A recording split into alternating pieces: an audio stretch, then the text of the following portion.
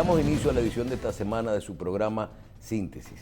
En el día de hoy contamos con la presencia del profesor Juan Valdés, quien es especialista en educación y director del Observatorio Educativo de la ADP en la República Dominicana.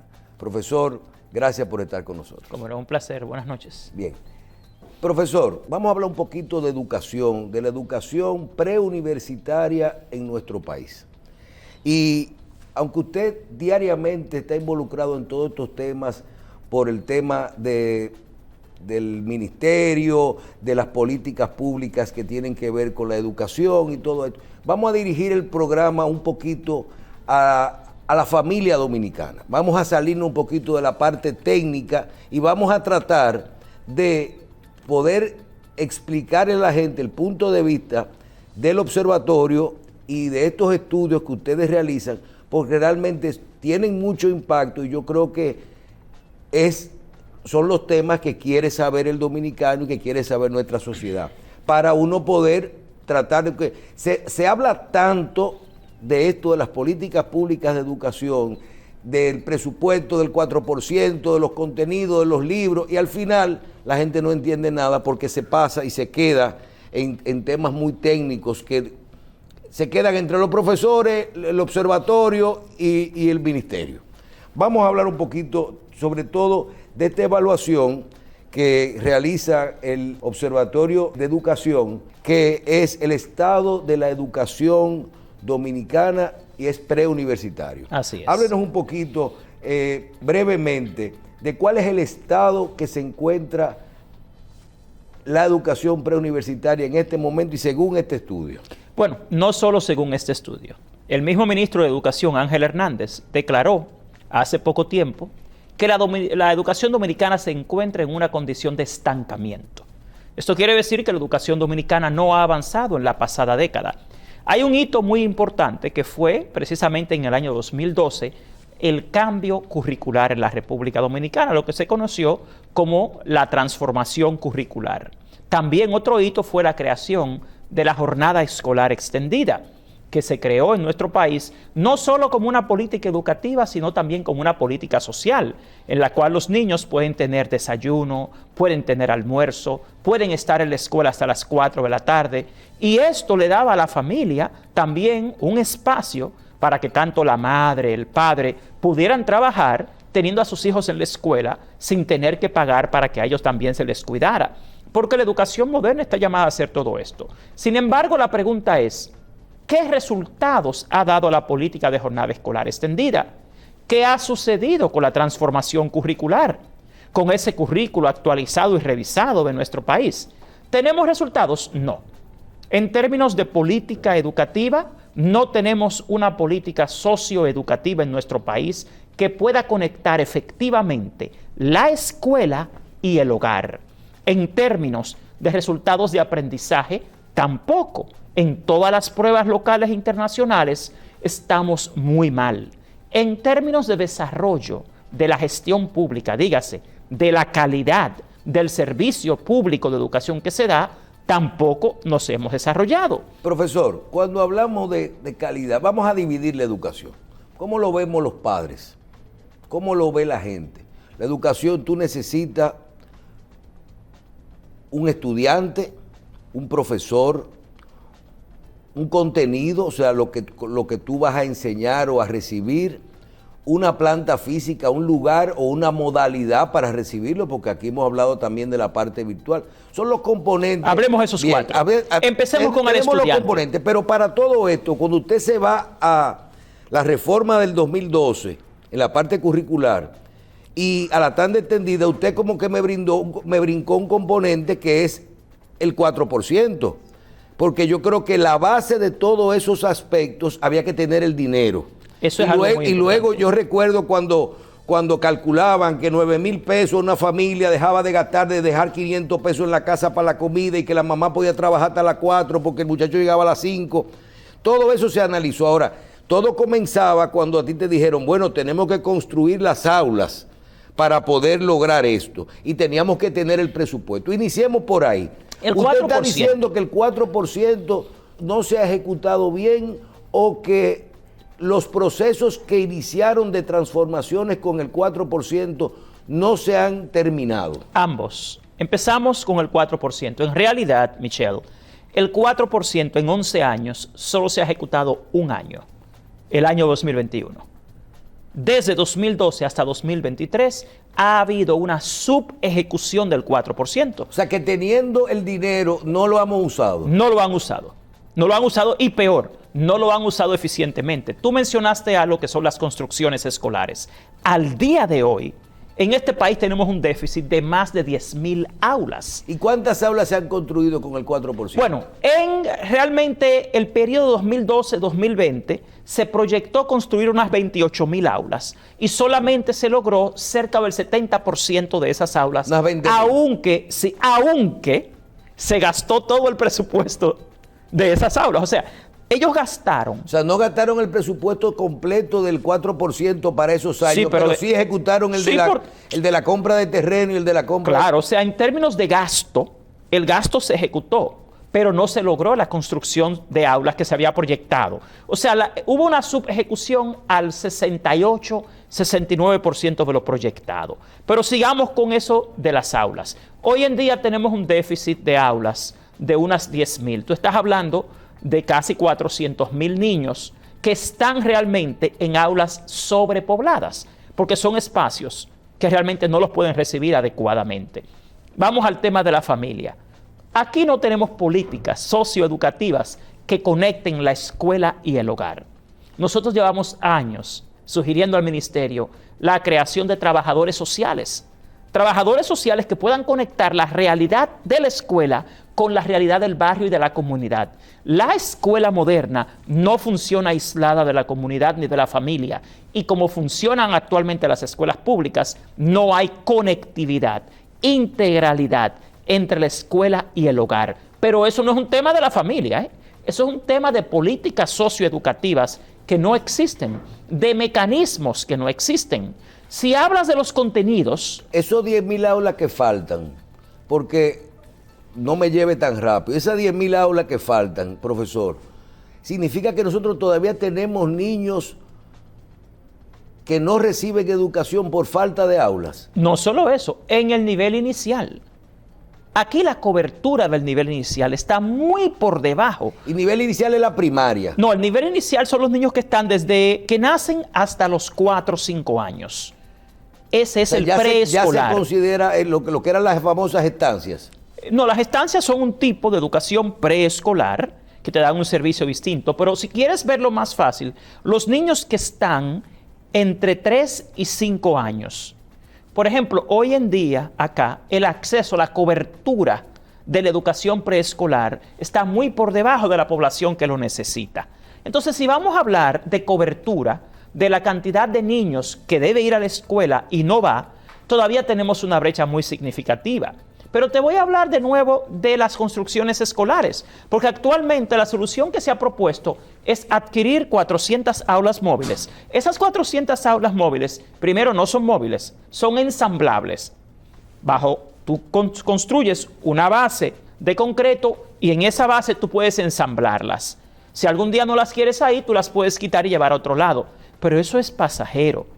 Y aquí se ha proyectado, por ejemplo, para este año, la construcción de 331 aulas para el nivel inicial. Pero el contrato de eso, lamentablemente, se hizo muy tarde y esas aulas no van a estar listas hasta octubre. Se ha programado la construcción de 1,300 aulas más, pero esas aulas van a estar listas después de enero de 2024. Entonces, cuando aquí te dicen las autoridades que en este año se va a ampliar la cobertura escolar, te están mintiendo, porque tú solo tienes que ir a la página de ejecución del Ministerio de Educación y descargar los procesos, las compras y contrataciones, y te das cuenta que si dentro de 2 semanas comenzamos la escuela y las aulas no están listas, no es verdad que se va a ampliar la cobertura en este año escolar, porque tú no inscribes gente en la escuela a mitad de año escolar. Profesor, si nos vamos al momento, esta gestión de gobierno inició con otro ministro en medio de una pandemia, con una educación atípica, porque tuvimos un año cerrados por la pandemia donde recibimos educación virtual por medios de comunicación, computadoras, televisión, radio, etc. Luego de esto, algunos de esos problemas, y parece que otros problemas de salud del mismo incumbente, provocan la llegada de otro incumbente. Y tú dices, ¿por qué me brincaste? Y no nos pusimos a hablar de los contenidos y todo eso. Yo le digo, porque algo que yo creo que se interrumpió el trabajo de esto, y yo veo que en este momento hay, ¿qué es lo que tiene el problema ahora mismo? Es el inicio del año escolar. Entre otras cosas, pero volviendo a tu primer comentario, hay que admitir que este gobierno recibió el Ministerio de Educación en una condición global de crisis y, como tú dices, totalmente atípica, pero se hizo un plan estratégico. Roberto Fulcar diseñó un plan estratégico a 4 años. Sin embargo, cuando Ángel Hernández llega al Ministerio de Educación, él lo desconoce por completo y lo que hace es iniciar su propia estrategia, su propio plan. Entonces ahí se está violando la ley. ¿Por qué? Porque se supone que aquí debe haber continuidad en el Estado. Y también tú como... ¿Qué pasa con un grupo de profesores que decían, por ejemplo, que la gestión de Fulcar no servía y entonces que qué bueno que habían puesto a Ángel Hernández y después estaban diciendo en los medios de comunicación que lo otro era mejor que lo que hay ahora? ¿Qué es lo que pasa? Es que estamos hablando de educación, no de farándula. La gente puede decir cualquier cosa. En lo que yo me baso es en la investigación y en la parte institucional de la educación. Y vuelvo al tema. Este gobierno comienza con un plan estratégico a 4 años. Dentro de una pandemia, una crisis global de la educación. Cambian a un ministro. ¿Cuál es la labor? ¿Cuál es el deber del nuevo ministro? Dar continuidad a lo que ya está establecido y a lo que también se ha trabajado como un plan nacional y un plan de gobierno. Eso no es lo que se ha hecho. A mí como ciudadano lo que me dice es que se está improvisando, primero, y se está violando la ley de función pública. Y también los derechos que tenemos los ciudadanos y los niños a una mejor educación. Porque yo me pregunto, ¿qué derecho tiene un nuevo ministro a improvisar con la educación de más de 2 millones de niños? Entonces también a venir a hacer cosas sin ningún tipo de fundamento técnico, científico, ni institucional. ¿Y los profesores del sistema están de acuerdo con esos principios que usted afirma? Bueno, son los principios del sistema educativo. Los docentes y los estudiantes son las víctimas de toda la improvisación gubernamental, de la ineficiencia, de la incompetencia y de la ineficacia también de los funcionarios que dirigen el Ministerio de Educación. Yo te voy a decir algo aquí. Los niños y los profesores son como un sandbag que viven cogiendo todos los golpes de todo el que llega al Ministerio de Educación. Y aquí, lamentablemente, cada ministro de Educación viene con una receta nueva. Aquí la educación no mejora, porque cada vez que te cambian un ministro, te cambian todas las normas, te cambian los procedimientos, te cambian de visión educativa. Al ministro Ángel Hernández le han tocado 2 grandes proyectos. El primero, desde que entra, fue el plan para los docentes nobles. El Estado contrató 25,000 docentes nuevos. Y esos 25,000 docentes... Se quemaron. No, los contrató porque pasaron el examen de lo que son las pruebas del concurso. Pero a esos 25,000 docentes que entraron al sistema, habría que darles un programa de inducción, que es un programa de 1 año en el cual ese docente conoce el sistema, se familiariza y tú como Estado tienes el derecho de mantenerlo a prueba durante 1 año. Y si no te conviene como profesor, tú desistes de sus servicios, puedes prescindir de sus servicios. Pero ese programa está regulado por los estándares profesionales y del desempeño para la certificación. ¿Y eso no lo hace el INAFOCAN? El INAFOCAN es una de las instituciones involucradas junto con el Viceministerio de Acreditación y Certificación Docente. El problema no es quién lo hace, sino cómo lo hacen.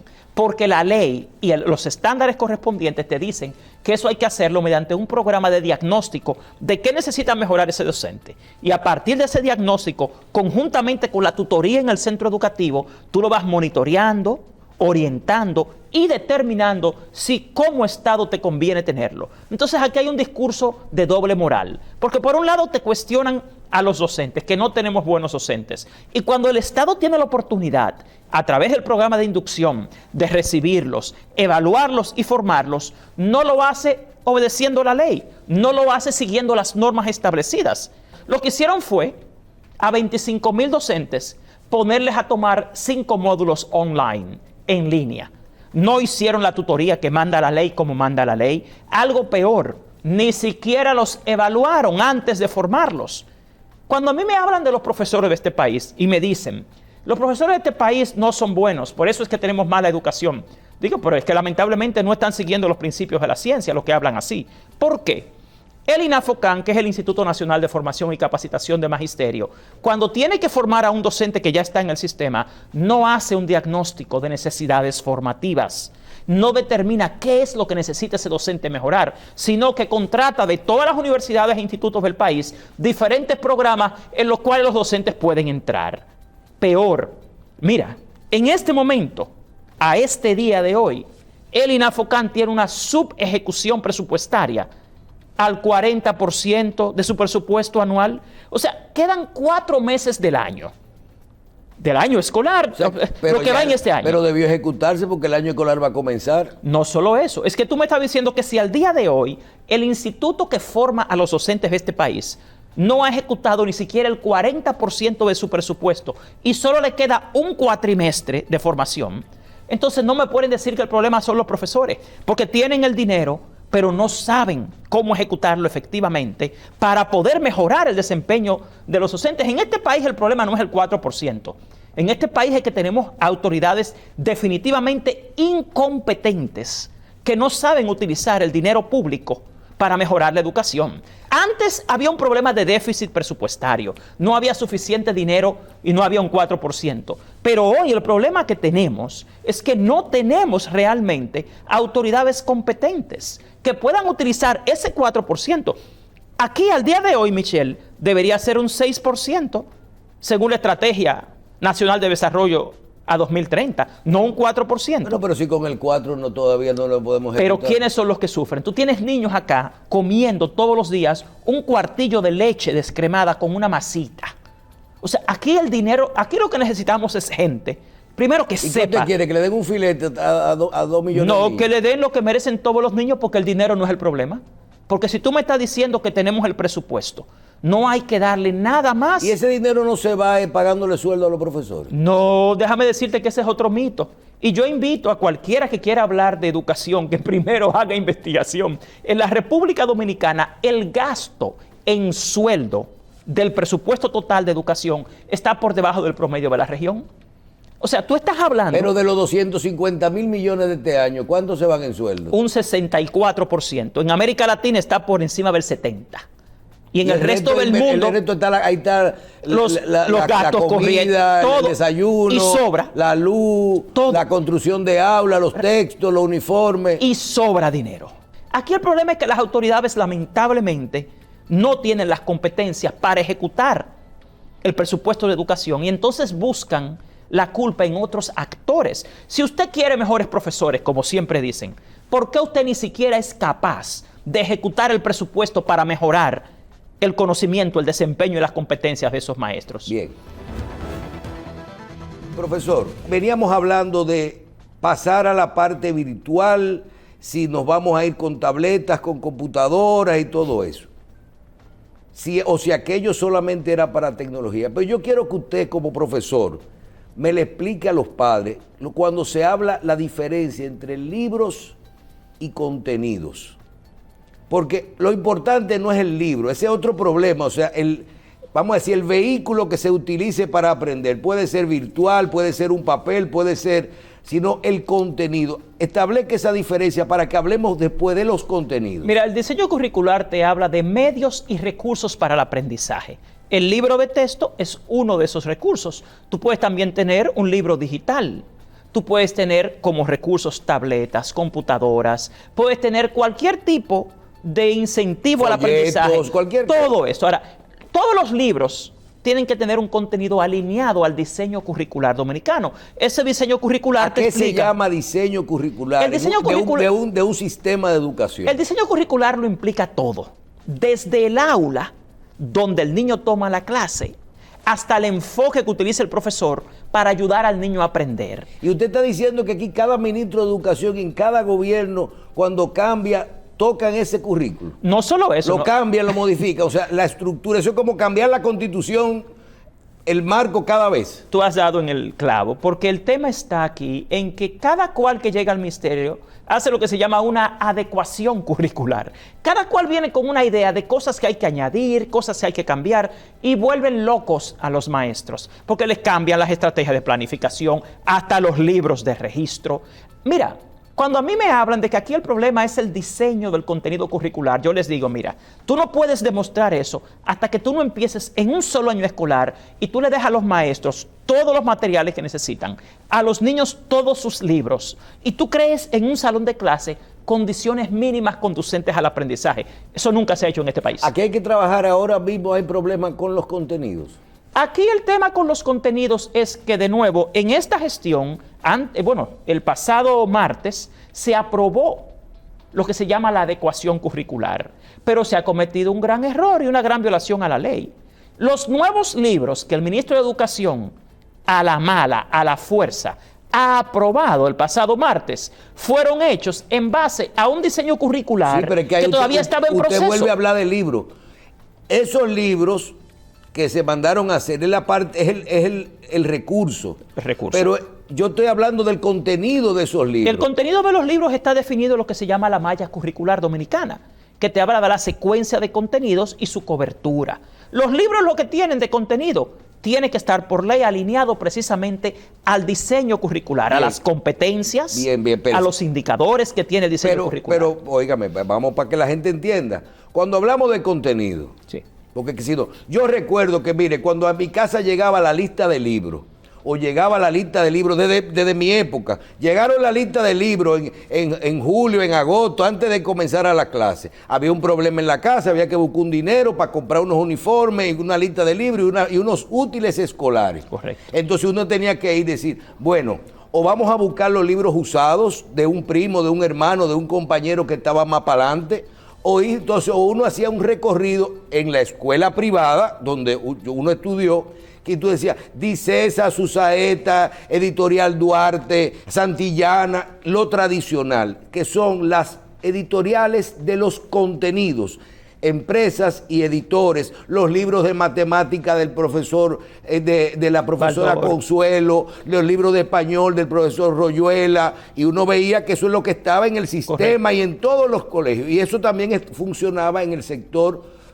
público. En el sector público se compraban esos contenidos y se imprimían con otro tipo de calidad. Todavía es así. Para poderlo llevar a 3 millones o a 2 millones, a 1 millón de estudiantes. En el sector privado lo compran los papás. Hoy nosotros estamos viendo que hay un problema con esos contenidos, que pueden ser virtuales o en papeles, o que lo vendan en forma de libros o de otra cosa.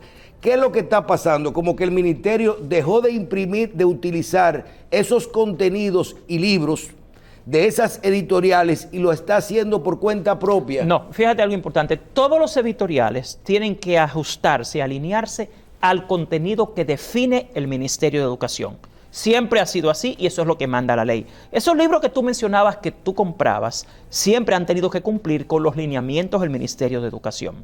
No es que el ministerio hace un contenido y las editoras hacen otro. Eso no es así, porque por eso existe un diseño curricular que define los contenidos, las competencias, las estrategias, el enfoque. Todo eso está regulado. El problema no está ahí. El problema está en que aquí hay una Ley General de Educación, la 6697, y la Ley 22207, que fueron las que ajustaron cómo se deben diseñar los contenidos y quiénes deben proveerlos. ¿Qué ha pasado acá? En 2021, aquí en la gestión de Roberto Fulcar, se compraron los libros ajustados al nuevo diseño curricular vigente en ese momento. 3.800 millones de pesos. Esos libros... ¿En qué fecha? Eso fue en 2021. Pero ya este gobierno. De este gobierno. Compraron los libros adecuados a eso, al currículo. A esos editoriales. No. Los editoriales se adecuan a lo que ellos dicen. Pero lo compraron, lo licitaron. Lo compraron. No solo eso. Hicieron una convocatoria. Y no solo eso, que primero los libros fueron evaluados por el mismo Ministerio de Educación y luego de eso se contrató una institución externa para que los evaluara nuevamente. Una vez esos libros fueron validados, en 2021 se autorizó la compra de esos libros en formato tanto físico como digital. Y nosotros con nuestro dinero del pueblo dominicano pagamos 3.800 millones por esos libros. Posteriormente, cuando destituyen al ministro Fulcar y entra Ángel Hernández... 2022. Exacto, Ángel Hernández dice que no, que esos libros no sirven. Ángel dice que esos libros le salen muy caros al Estado y que no sirven. Pero él cometió un gran error. Él como funcionario público no le mostró al país, ni a nosotros en el gremio de docentes, ni al observatorio educativo, ningún informe técnico que demostrara que los libros que estaban vigentes en ese momento no eran buenos y que no servían. Y se embarcó en la misión de hacer ellos mismos sus libros de texto. Y no era acompañado de las universidades dominicanas. Bueno, ese es de el la tema. academia. Cuando digo hacerlo ellos mismos, es que ellos crean una unidad editorial, lo cual, insisto, es su derecho. El ministerio tiene derecho a hacer los libros de texto. Pero no lo puede hacer exclusivo. Ahí hay otro debe de competir. Ahí hay otro tema. El punto no es si tiene derecho a hacerlo, sino si tiene la capacidad y la competencia para hacerlo. Pero lo puede hacer dejando afuera a las editoriales tradicionales. Sí, lo podría hacer así. El tema no es ese, porque el Estado tiene el derecho a elaborar sus propios libros. No es ese el tema. El tema es si el Estado está preparado para hacerlo, número uno, y si tiene las competencias, lo cual no es real. ¿Por qué? Porque eso se hizo sin ningún tipo de planificación y de la nada. Cuando cambian un ministro, este ministro viene con la idea, vamos a hacer los libros. Eso se puede hacer. Entonces dejaron sin efecto la ley porque era por 4 años, los a eso vamos ahora. 3.800 millones. Porque quiero aclarar las cosas, porque aquí se dicen cosas que no son 100% correctas. El Estado tiene el derecho a hacer sus propios libros, por eso le tomaría no menos de 8 años desarrollarlo efectivamente. Porque usted tiene que desarrollar un personal adecuado, tiene que desarrollar un equipo con continuidad, tiene que tener realmente tiempo para probar, evaluar lo que usted crea, y también tiene que tener externamente algún tipo de evaluación para ser objetivo técnica y científicamente. Yo no cuestiono el derecho del Estado a hacer sus propios libros. Y todo eso no se ha hecho ya, porque No las se ha hecho nada clases comienzan ahora. No se ha hecho nada de eso. El problema está, insisto. Las clases comienzan en 2 semanas, Michelle. El punto es el siguiente. Si el Estado desea hacer sus propios libros, lo primero que debe tener es la capacidad para hacerlo. Profesor, aquí yo vi un artículo de esta semana que dice que el MINER se impone con textos del año 2023-24. ¿Cómo usted me está diciendo que vamos a iniciar la clase entonces si ya esos libros, si ese contenido diseñado por el ministerio ya se hizo, entonces los libros están hechos? Los libros no están hechos, inclusive ahí se violó la ley en muchas formas, porque lo primero es lo siguiente: para usted poder diseñar libros, usted tiene que tener un currículo aprobado, y ese currículo se aprobó el martes, junto con la ordenanza que aprueba la bibliografía de los libros. Pero ese libro ya está impreso. Bueno, es el problema es que yo te estoy diciendo a ti lo que son los problemas que ellos y las leyes que ellos han violado, los problemas que han causado y las leyes que han violado. Vamos a estar claros en algo, yo insisto. Usted no puede desarrollar libros de texto en base a un currículo que no está aprobado. Si a usted le dicen que usted lo que está dando es la posición de los profesores y de usted, y que usted está siendo muy duro con el ministro, que por intereses, ¿qué usted contesta? No tengo intereses en el mundo editorial, tengo intereses en la educación dominicana. Quien sí está involucrado en todo esto son todas las personas que están participando, porque de eso es que viven. Pero volviendo al tema de los libros de texto, ¿cuál es mi cuestionamiento? Si el Estado quiere hacer sus propios libros, el Estado tiene que atravesar un periodo, un proceso que garantice al pueblo dominicano, a los docentes y a los estudiantes, que esos materiales se van a hacer con calidad, número uno. No descartando algo que está vigente en la ley. Respondiendo a tu pregunta anterior, si en 2021 se aprueban esos libros y se compran 3.800 millones de pesos en libros, y que deben estar vigentes hasta 2025. ¿Cómo es que usted de la nada dice vamos a hacer los libros nosotros y no espera por lo menos hasta 2024, 2025 para usted desarrollarlos, probarlos, documentarlos, evaluarlos? Y de la nada corriendo descarta un currículo que está vigente hasta 2025 y entonces alega ahora el ministerio que no, que ese currículo sigue vigente, que esos libros siguen vigentes. Pero ustedes dijeron que esos libros no servían y que esos libros estaban mal hechos. Espérese. Y otra cosa peor. De eso tenemos que hablar, ¿no? Porque aquí hay una cosa que los padres queremos saber. Cuando usted dice el ministerio, y es una parte que ya una cosa es la parte editorial y otra cosa es cuando a ti te dicen los libros se dejaron de usar, lo del contrato del 2021 con esas editoriales que está vigente hasta el 2025. Se dejaron de usar porque los libros no sirven y nos vamos a hacer nuestro propio contenido y lo vamos a tener listo. Bien.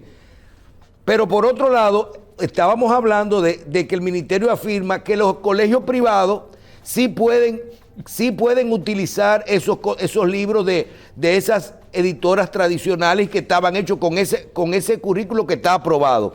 Entonces, una pregunta, es que aquí hay dos sistemas de educación. Esa es una de las declaraciones falsas que han dado lamentablemente autoridades del Ministerio de Educación, de la unidad editorial, cuando ha dicho recientemente en un programa en CDN. ¿Quién? El director de la unidad editorial, no recuerdo su nombre, pero lo he visto en CDN declarar que en el país tenemos dos sistemas educativos y eso es falso. La Ley General de Educación te habla de un solo sistema educativo. Y primero hay que tener coherencia, porque fíjate lo que no entiende el ministro ni su equipo. Pero no será un sistema público y un sistema privado, ¿a qué él se refirió? Es que aquí, ¿o usted habla de dos calidades de educación? Aquí hay un solo sistema educativo. Aquí hay educación pública y educación privada. Parece que... Bajo un solo sistema de educación. Claro, o es que no entienden el término sistema educativo. Pero el contenido y el currículo debe ser el mismo para los dos. Es el mismo. La Ley General de Educación no distingue entre contenidos y enfoques para el sector privado y contenidos y enfoques para el sector público. ¿Y por qué entonces esa persona dice que el libro de las editoras tradicionales se puede usar en la escuela, en el colegio privado? Porque es parte de las violaciones en las que están incurriendo y lamentablemente es parte de su desconocimiento, de su desorientación, de su impericia en el mundo escolar. Entonces, ¿cuál es el punto que te quiero resaltar acá? Aquí no se puede alegar que tenemos dos sistemas educativos porque aquí lo que se está ampliando con eso es la brecha entre el sector público y el sector privado. Y vamos a ser puntuales. Pero ese caso está en la justicia. Bueno, creo que los editoriales tienen ciertas cosas, pero vamos a ser puntuales. Aquí nosotros de lo que estamos hablando es de la calidad de la educación pública. Ningún funcionario público tiene derecho a poner en riesgo, aún más de lo que está, la calidad de la educación dominicana, por más buena intención que tenga. Uno. Número dos, ningún funcionario público tiene derecho a violar la Ley General de Educación, ni ninguna ley de función pública de este país. Cuando el ministerio dice que los libros no sirven, los que se compraron en 2021, y que va a hacer sus propios libros, tiene que entregarle a este país un informe técnico que demuestre eso. Un informe financiero que también demuestre lo que alegaban, que los libros le iban a salir más baratos. Michelle, aquí no se Pero usted no le puede llevar un informe, decir que los libros no sirven y suspenderlo.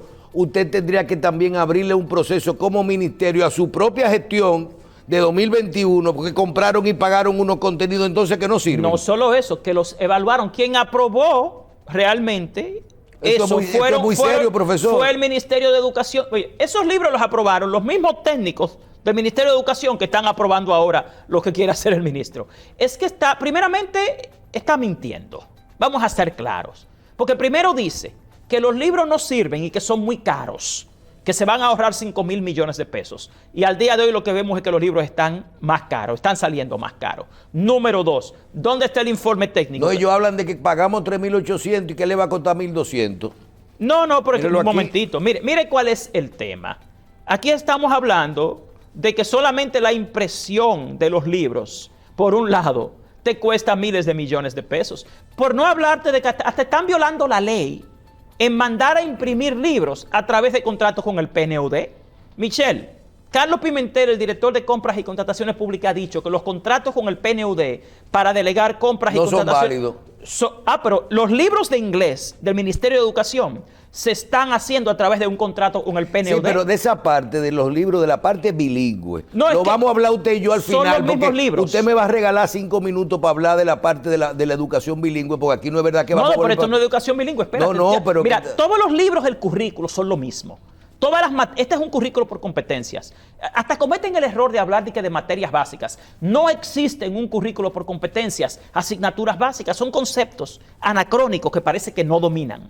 Todos los libros de texto del currículo dominicano, todas las asignaturas, contribuyen al desarrollo de las competencias fundamentales. Porque ahora nosotros tenemos un sistema de educación que está basado en competencia y antes lo teníamos... Por contenidos. Y era parte de lo que se llamaba la escuela cognitivista. Ahora estamos en la escuela constructivista y social. Pero mi punto con los libros de texto es el siguiente. ¿Pero usted cree que esto es Finlandia? No, esto es fácil. Lo que estoy diciendo es básico. Y aquí tenemos profesores geniales. Aquí lo que no tenemos son autoridades competentes, lamentablemente, y tampoco muy expertas en la realidad educativa pública ni escolar. Porque los resultados te dicen, a ti lo que te dice qué es lo que está pasando acá es el fracaso educativo. Entonces, ¿cuál es mi punto con la educación pública y con los libros de texto? Lo primero que debió Ángel Hernández presentar a este país fue un informe que dijera, miren, esos libros no sirven por esto, por esto, por esto y por esto. Miren, aquí está el informe financiero, no van a salir más barato. Aquí lo único Pero que él tenía que someter también entonces a los que comprar a su propia gestión, porque él no podía decir eso porque su propia gestión compró esos libros y lo aprobó. Entonces, ¿está hablando la verdad? No, porque ya lo que tú me estás diciendo es algo político. Ahora, mi punto como académico, porque Pero es que todo es político. Bueno, para mí yo lo quiero ver desde el punto de vista académico. Yo como académico exijo, y como director del Observatorio Educativo Dominicano, el informe que demuestre que los 3.800 millones de pesos en libros que compró el Estado Dominicano en 2021, esos libros no servían. Porque mira la contradicción y la mentira que te dicen. Antes de anoche, el director de la unidad editorial del Ministerio de Educación declara en una entrevista en CDN que esos libros que ellos dijeron que no servían, pueden utilizarlos en el sector privado. Peor, dijo que esos libros se iban a seguir utilizando en la línea fronteriza. Y que hay dos educaciones. No, escúchame Y que hay dos sistemas. Él dijo que esos libros se van a seguir utilizando en la zona fronteriza. O sea, los estudiantes de la escuela pública de la zona fronteriza van a tener los libros que ellos decían que no servían. O sea, es una serie de... ¿Y no será que no están listas las impresiones? Porque mire, son 67 textos, yo creo. 70 y pico, 70 72. y pico de textos para diferentes programas, y de cada uno de esos textos hay que hacer una cantidad de libros de acuerdo Bueno, pero es que tú como funcionario público, Michelle, si tú te embarcas, como dijo el 31 de mayo... Aquí nada más hay dos editoras que pueden hacer eso. Bueno, escúchame esto. El 31 de mayo de este mismo año, el ministro declaró a Diario Libre que el 28 de agosto estarían listos los libros para el inicio del año escolar y declaró que 13 millones de libros estarían listos. ¿Pero listos los contenidos o listos la impresión? No, los libros en las escuelas públicas. Porque ¿qué hacemos nosotros con libros listos en Pero será contenido? para un curso de los 72 Será, libros. pero él era declarado, inclusive antes de anoche, ese señor... Pero esos libros se mandaron a imprimir ya. Nosotros entendemos que no, porque muchos de esos libros ni siquiera están terminados. ¿Y cómo es que esos libros pueden estar hechos? Porque usted dijo algo que se coló. Y usted dijo que en esta semana fue que se aprobó el currículo para unos libros que ya están hechos, que ya se Ahí es donde voy. a hacer. O sea, tú estás hablando de un procedimiento totalmente ilegal e irregular. Eso es como manejar antes de sacar licencia. Exactamente. Pero el mismo director de la unidad editorial dice que esos libros que hicieron en 2021 ya no se pueden usar en las escuelas públicas porque no están hechos, oiga cuál fue su frase, porque no están hechos en base al currículo vigente. Bueno, pues señor Profesor, director de la ¿usted unidad... tiene la prueba de todo lo que usted está diciendo en este programa? Todo. Nosotros en el Observatorio Educativo lo que hacemos es investigación y tenemos cada uno de los contratos, aunque le debo decir, mira, aquí la ley de función pública no la respetan estos funcionarios, porque nosotros tuvimos que ir al Tribunal Superior Administrativo a través de la ley de libre acceso a la información para exigir que nos entregaran copias de esos contratos, porque hasta eso lo estaban negando. ¿Qué necesidad tiene un funcionario ¿Pero contrato público? con quién? Si son ellos Con mismos que todos lo los están haciendo. No, no son ellos que lo están haciendo. Lo están haciendo diferentes autores y ellos en la unidad editorial y en el departamento de currículo del ministerio los están evaluando y los están validando, que es otra violación a la ordenanza 2017-26 que establece que los libros deben ser evaluados por un doble ciego. Entonces, usted no puede ser el que hace los libros y también el que los evalúa. Mira, aquí se han violado todas las normas tradicionales. Se ha mentido al pueblo y se ha engañado al pueblo por lo siguiente. Usted no puede hacer libros de texto en base a un currículo que no está aprobado. Y el currículo lo aprobaron el martes pasado junto con los libros de texto. O sea que los libros de texto que se hicieron en base a un currículo que estaba todavía en revisión y adecuación. Ya eso debería descartarlo. Pero a lo mejor se hicieron con el mismo de los 3.800. No, ellos dicen que no. Es que tú no sabes, porque es que aquí, mira lo que pasa con estos funcionarios. No respetan la ley de función pública 4108. No respetan el código de pautas éticas de esa ley que te exige como funcionario hacer las cosas correctamente. Y si el observatorio es que hace este tipo de trabajo del estado de la educación dominicana, permíteme, y que evalúa todos estos problemas, espérese, ¿por qué el observatorio? Porque uno ve que las editoriales se defienden, los otros se defienden, ¿por qué los profesores? Porque el observatorio es de la ADP. ¿Por qué no utiliza, en vez de estar pidiendo aumento de sueldo siempre y que le mejoren las condiciones, no presione y dice, vamos a cumplir la ley de educación? No, este informe precisamente del Observatorio Educativo de la ADP presentó 13 propuestas para sacar a la educación dominicana del estancamiento. Y en el Palacio Nacional, cuando firmaron el convenio entre el presidente de la República y la ADP, el actual, el de ahora, mire, Aquí usted tiene una de las 13, propuestas. Y una de ellas dice: garantizar la provisión de los libros de texto y medios y recursos para el aprendizaje de forma transparente para el inicio del año escolar 2023-2024 y presentar a la Asociación Dominicana de Profesores un informe de factibilidad técnico-pedagógica y un informe de factibilidad económica que justifique la elaboración de nuevos libros de texto y la descontinuación y el desecho de los 405 libros de texto recién aprobados y validados por el MINERD mediante resoluciones en los años 2021 y 2022. La ADP exigió en el convenio al presidente de la República, al Ministerio de Educación, ese informe.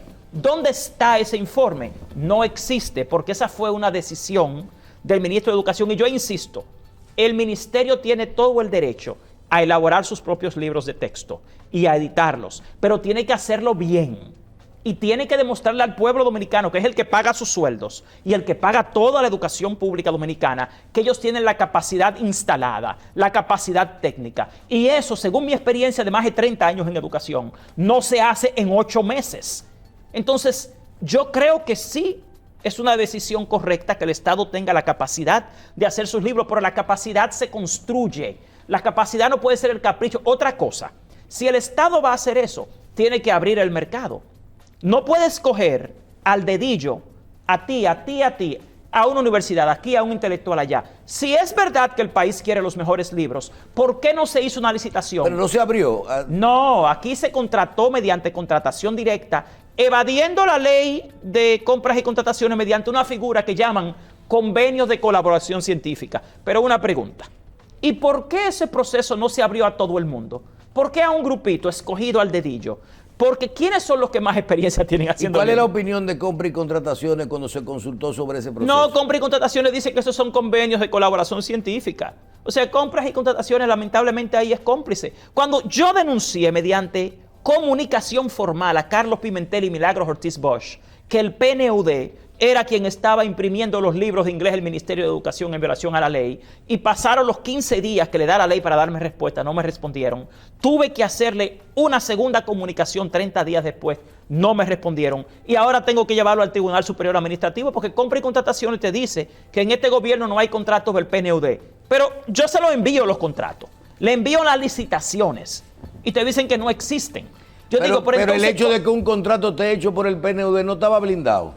No, el PNUD no puede asumir las compras y contrataciones públicas. Eso lo dice Carlos Pimentel cuando era director de Participación Ciudadana y siendo hoy en día director de compras y contrataciones, pero no se atreven a enfrentarlo. Porque era una competencia desleal, porque muchas veces lo que vimos de los procesos decían, ¿por qué cuando todas las instituciones dominicanas y hasta extranjeras para participar en un proceso de licitación tienen que ir a un concurso? Pero cuando se trataba del PNUD le dan la sobra directo a ellos y ellos la ejecutan con la misma gente por abajo. Caballero, pero ¿qué necesidad tiene este país de pagar decenas de miles de millones en consultoría al PNUD para comprar equipos?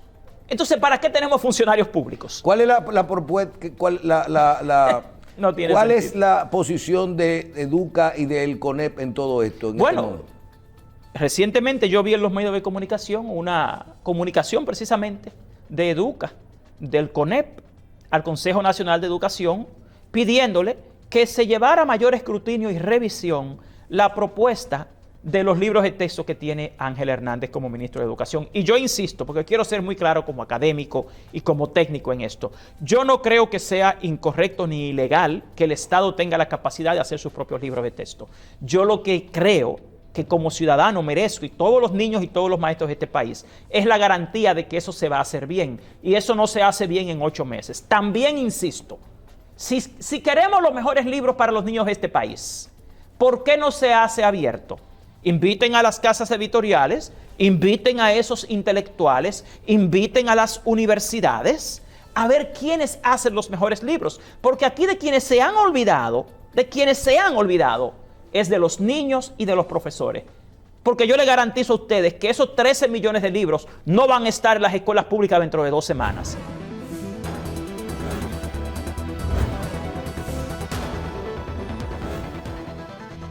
Profesor, se nos acabó el tiempo, pero mire, hablamos de aulas, de contenidos, de libros, de capacitación de maestros, de presupuesto. Hemos de forma abierta, no hemos tenido, ha sido un programa que usted ha podido decir lo que usted ha querido y lo que la convicción y los resultados de esos estudios que ustedes tienen como observatorio. Ahora, hay una parte que yo sé que usted ya ha manejado, usted acaba de hacer referencia de eso, que tiene que ver con la parte bilingüe. Yo escuché al presidente hablar de lo importante que era manejar la educación, el bilingüismo en las escuelas y lograr el segundo idioma y que se iban a desarrollar programas. De forma breve, yo quiero saber, y hasta donde usted puede hacerlo, porque sé que es parte de un proceso, ¿cuál fue la situación? Primero, el Estado, dentro de todo este problema de la educación complejo, porque tiene que ver desde los pupitres, la silla, la comida, el mismo contenido, hasta ya estamos hablando de computadoras y de bilingüismo, de una segunda o tercera idioma. ¿Cuál es la situación? Primero, el diagnóstico, ¿cómo estamos nosotros en esto? O sea, se hace nacional, se hace en una parte de las escuelas, son programas, está en el currículo la parte del inglés. Y ¿qué fue lo que sucedió? ¿Qué programa se estaba implementando y qué cambió donde usted tuvo una participación? Nosotros hemos pasado más de una década trabajando el aprendizaje de inglés en la escuela pública por investigación científica, por programas pilotos. De hecho, hemos donado millones de dólares a las escuelas públicas para hacer los programas pilotos y las investigaciones. Y después que duramos 10 años luchando en esta área, como yo también soy el presidente de la Asociación de Docentes de Inglés del país, de repente, en esta gestión, en este momento, lo que el ministerio propone hacer es un programa exclusivamente para los 3 últimos grados del nivel secundario, de nuevo, contratado ilegalmente a través del PNUD, que es una propuesta ya denunciada. Y ahora están hablando de que van a enseñar inglés a través de una plataforma tecnológica. Y yo insisto, en este país no tenemos infraestructura instalada, no tenemos una estructura adecuada, y se están olvidando de lo más importante, la naturaleza del lenguaje y la naturaleza del aprendizaje.